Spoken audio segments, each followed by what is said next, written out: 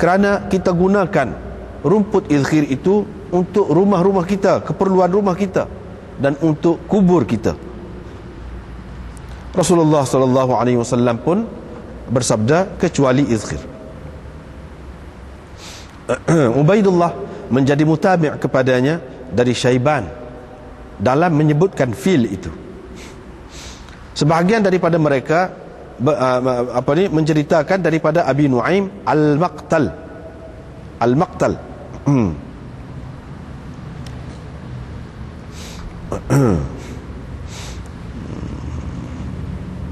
Dia ada sebut Al-Maqtal.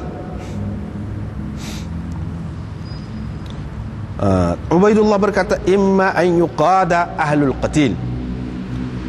Hak sama ada tadi. Imma tadi wa imma yuqadu, maksud dia dalam riwayat Ubaidullah ni, imma an yuqada ahlul qatil, yang diberi pilihan untuk membunuh balik, membunuh balas pembunuh dia tu. Diberi pilihan kepada keluarga yang terbunuh untuk membunuh balas orang yang membunuh keluarga dia tu. Diriwayatkan dari Ibnu Abbas, beliau berkata, kana fi Bani Israel, di kalangan Bani Israel dahulu ada hukum qisas, tetapi tidak ada hukum diat di kalangan mereka. Allah berfirman untuk umat ini, kutiba alaikumul qisasu fil qatla, diwajibkan ke atas kamu hukuman balas kerana membunuh orang. Hingga kepada ayat ini, faman ufiya lahu min akhihi syai'un, so siapa yang dimaafkan oleh saudaranya. Qala Ibnu Abbas berkata, al-afu, makna maaf itu iaitu dia bersedia menerima diat dalam kes pembunuhan sengaja, dengan sengaja.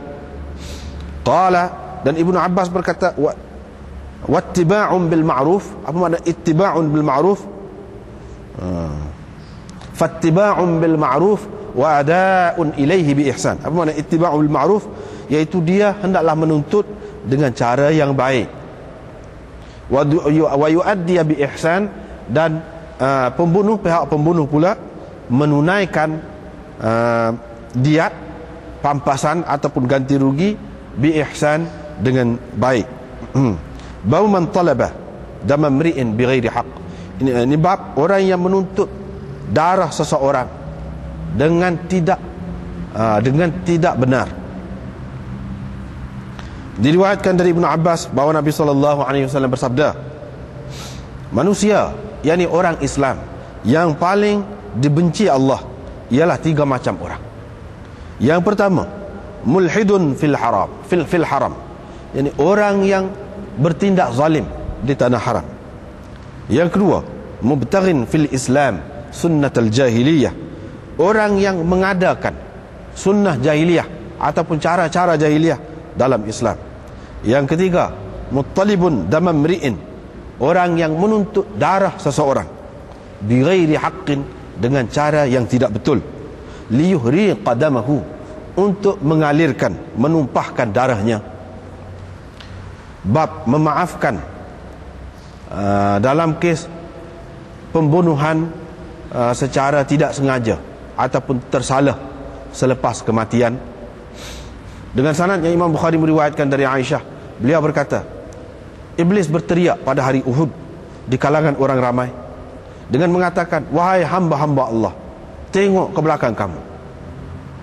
Belakang kamu tu, dia kata, faraja'at ulahum ala ukhrahum, maka berpusinglah golongan yang berada di bahagian yang pertama ke belakang, hatta qatalu al-Yaman, sampai mereka membunuh al-Yaman, yakni ayah kepada Hudzaifah. Hudzaifah pula berkata, ayah saya tu, tetapi mereka membunuhnya juga. Hudzaifah pun berkata selepas itu, ghafarallahu lakum, semoga Allah mengampunkan kamu. Qala wa qad kana hazama minhum qaumun. Perawi berkata, pada ketika itu telah pun lari sebahagian daripada mereka, yakni orang-orang kafir Quraisy itu, hatta lahiqu bit Taif, sehingga mereka lari ataupun pergi ke Taif, lari dah. Bab qaulillahi ta'ala wa ma kana lil mu'minin.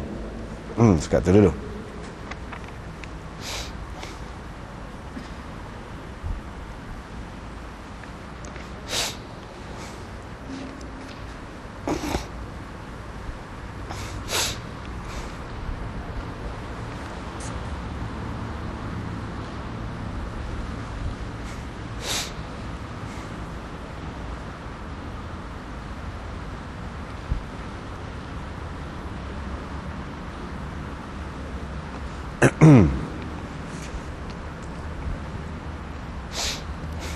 Ini bab firman Allah, ya ayyuhalladzina amanu kutiba alaikumul qisasu fil qatla al-hurr bil hurr wal 'abd bil 'abd wal untha bil untha faman 'ufiya lahu min akhihi shay'un fattiba'un bil ma'ruf wa ada'un ilaihi bi ihsan.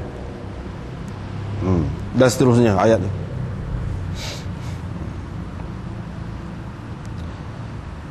Dzalika takhfifun min rabbikum wa rahmah faman i'tada ba'da dzalika falahu 'adzabun alim. Gitulah ayat seterusnya. Diwajibkan ke atas kamu membunuh kembali, membunuh balas seseorang kerana membunuh orang. Al-hurr bil hurri, yang merdeka dibunuh dengan merdeka. Al-hurr bil hurri, seorang yang merdeka dibunuh kerana membunuh seorang yang merdeka. Wal 'abdu bil 'abdi, seorang hamba dibunuh sebab membunuh seorang hamba. Wal untha bil untha, dan seorang perempuan dibunuh kerana membunuh seorang perempuan. Dan seterusnya, sesiapa yang diberi kemaafan oleh saudara dia, fattiba'un bil ma'ruf, haspa tadilah, iaitu dia kena turut dengan cara yang baik dan kena bayar kepadanya dengan cara yang baik. Itu adalah satu keringanan daripada Tuhan kepada kamu, dan rahmatnya. Sesiapa yang cari jalan yang lain lagi daripada tu, dia akan mendapat azab yang pedih. Dia akan mendapat azab yang pedih. Di bawah tajuk ni Imam Bukhari tak mari satu pun hadis. Satu pun hadis tak ada. Terjematul bab diisikan dengan ayat Quran. Biasanya selepas ayat tu dia marilah hadis-hadis dia. Tidak. Apa tujuan Imam Bukhari buat begini? Biasa. Ini salah satu cara dia, iaitu dia nak cerita apa Imam Bukhari ni. Salah satu kaedah dia dalam membuat tajuk dia ni, iaitu dia nak ceritanya ayat ini merupakan asas dalam kisah ini. Kalau kisah ni, ayat ni lah asasnya. Sehingga kalau tidak pergi kepada ayat lain pun pada ada, tidak pergi kepada hadis lain pun pada ada. Kalau kata tak ada hadis pun kena hukum balas juga seseorang yang membunuh orang berdasarkan ayat ni. Artinya untuk hukum Islam ni, kalau tak ada hadis, ada ayat Quran saja pun sudah memadai dah. Kuat dah tu. Kalau tak payah hadis tak apa dah. Hadis sahih pun tak payah. Kalau sudah ada ayat Quran, itu maksud dia. Dan dia nak cerita juga, inilah asas dalam hukum qisas. Asas dalam Quran berhubung dengan hukum qisas tu ni lah. Itu yang kedua.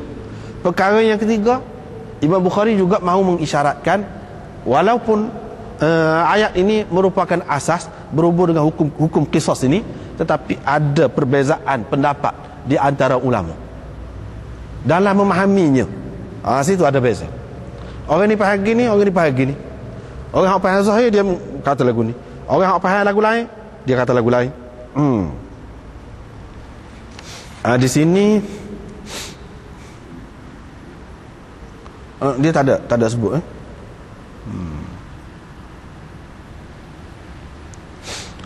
Cuba pada muka surat sebelah tu, muka surat 1016, annan nafsa bin nafs. Situ dia ada sebut secara ringkas lah, tapi tak habis juga sebut secara ringkas. Sebab apa? Sebut dah dulu, satu ketika dulu jumpa dah ni hadis ni. Abu Hanifah berpegang dengan hadis ini, dengan ayat ini, bahawa Muslim perlu kena bunuh dengan sebab membunuh orang zimmi, yang dikafir zimmi. Dan orang merdeka kena bunuh dengan sebab membunuh seorang hamba dalam kes pembunuhan sengaja.